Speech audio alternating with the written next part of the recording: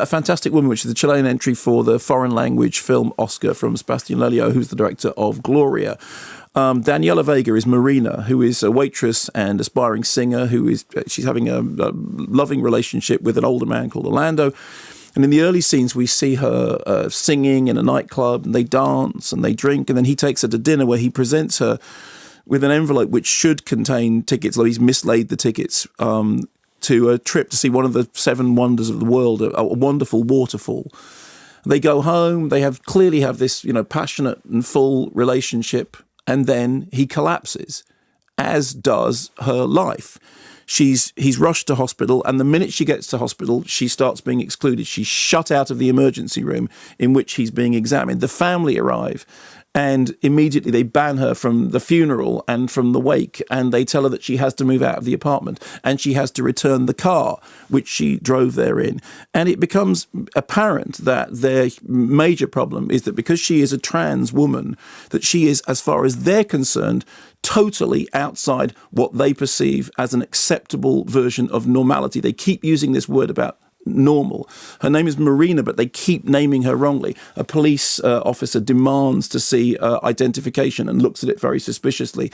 The son keeps calling her Marisa, getting her name wrong. At one point, the wife calls her Daniel.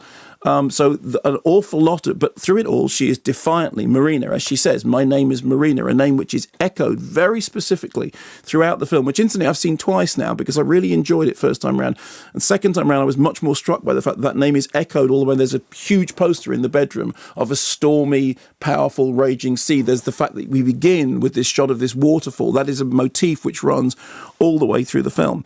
And the film itself has got this very fluid, flowing form. It begins like a kind of classical romance, and then it turns into a quasi-murder mystery. But then there's an element of social realist, quasi-document. I've said quasi twice, sorry. Social realist sort of observational side to it. And then it begins to mutate into something which resembles a kind of Lynchian mystery. A key is found that leads us down a particular rabbit hole. And then there's a musical sequence, like a fantastical musical sequence, which incidentally, when we were talking about Guillermo del Toro's Shape of Water, one of the most wonderful moments in that film is when it breaks into song and it suddenly, and I love the fact that we're living in a moment in which films have recaptured the bravery to do that. Then, it is possible for a filmmaker to say, I'm going to have a musical. The thing is now going to burst into song, because that's, for me, that's kind of one of the greatest special effects in a movie is when people start singing. Don't you have a Michael Palin in your head saying, cut that out, we'll not have any singing while I'm here? Well, I will now that you've said it. From Holy Grail. So thank you for doing that. So it's a very, very hard film to describe because it's deliberately kaleidoscopic.